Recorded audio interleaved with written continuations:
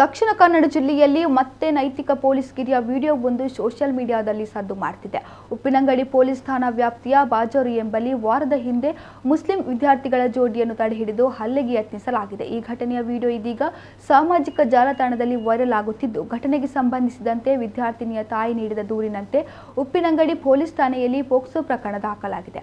ಪ್ರಕರಣ ದಾಖಲಾದ ಹಿನ್ನೆಲೆಯಲ್ಲಿ ಆರೋಪಿಗಳು ಪರಾರಿಯಾಗಿದ್ದು, ಉಪ್ಪಿನಂಗಡಿ ಪೊಲೀಸರು ತನಿಖೆ ನಡೆಸುತ್ತಿದ್ದಾರೆ.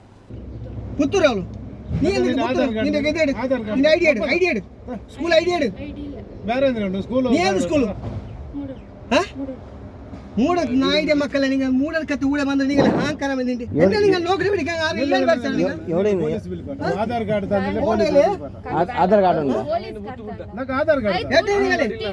ಅಡ್ರೆಸ್ ತಂದಿನಿ ಅಡ್ರೆಸ್ ನೀ ಯಾರೇ ಮಾಡು ಮುಸ್ತಫಾ ಬಾಜಾರ್ಲ ಯಾರು ಮುಸ್ತಫಾ ಎವಡದು ಅಜಯ ಮಾಡು ಅಜಯ ಮಾಡ್ಲೋಡೆ ನೀನು ಗುರ್ತಾವ್ಲಿ ನೀ ಮೂಡಲ್ ಕತೆ ನೀ ಎಂದ ಬಂದ್ರೆ ನಿಕ್ಕೆ ಎಕ್ಸಾಮ್ ಅಲ್ಲ ನಿಕ್ಕೆ ಉಚ್ಚ ಎಕ್ಸಾಮ್ ನೀ ಬಿನಿ ಇಪ್ಪಂದ್ರೆ ಊಡ ಮೂಡ ಬರಲ್ಲ